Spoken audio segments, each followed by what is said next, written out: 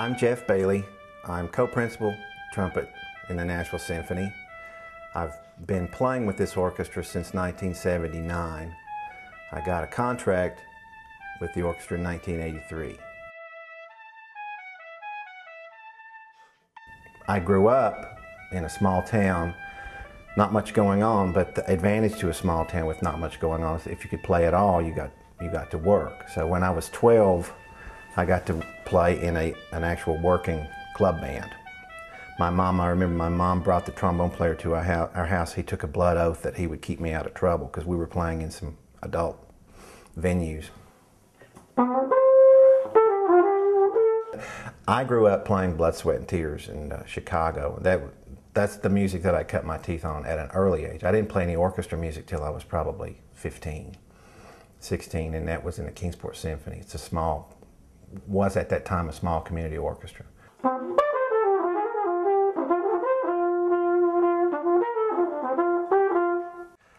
Playing music for a living is a fairly stressful job. Particularly, the trumpet is an unforgiving instrument. If I make a mistake, everybody in the hall hears it. So it's a fairly stressful job. So one way that I alleviate that stress is I practice a lot at home. I know it sounds silly, how do I get away from work when I'm at home? But I play the trumpet a lot when I'm at home because I feel like if I'm more prepared, if I'm the most prepared I can be when I show up to work, then what else can I do?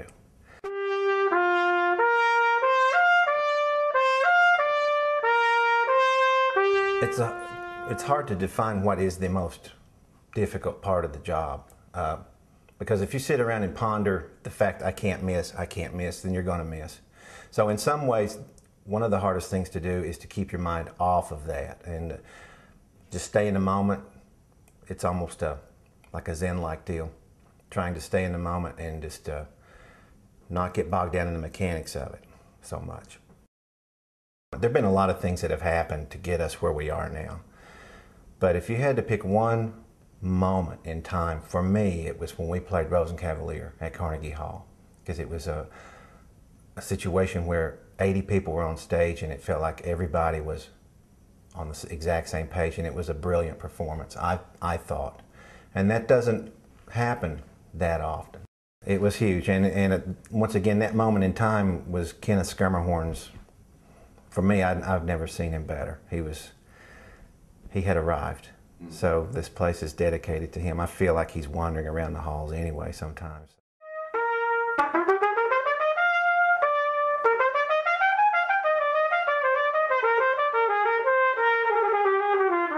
The opening of the organ is going to be incredible too. The Saint-Saëns organ concerto is going to be incredible. I was in here not too long ago, I was picking up some music, and the guys were in the hall tuning the low pipes. I have never heard anything quite like that, so I'm really looking forward to that. We're also playing a concert, I think it's in November, with the symphony chorus and the brass section and the organ. And that should be, from a player standpoint, that should be a lot of fun, as well as the listeners. So the sound of the orchestra has matured, obviously, over the last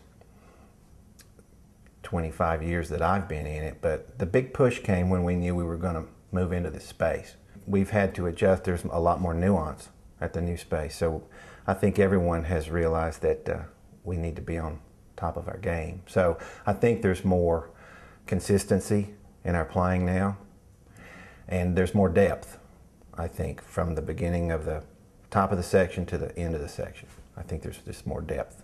Part of that's because we've had some new players come in, some new younger players that are really wonderful, and part of it's the rest of us, the old geezers. We've had to start practicing more, I think, because like I said, it's more critical here. You can just hear things so much better.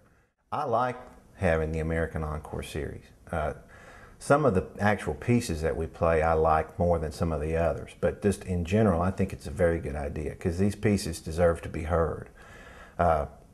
Strictly from an artistic standpoint, it helps the orchestra, even if it's a piece that we maybe don't necessarily want to dig into, but once we get through it, by the end of the week, I think that in general we're better players for it and we're better ensemble for it because some of the techniques, it pushes the envelope. Some of the technically most difficult pieces that I've had to play this last season came from the Encore series.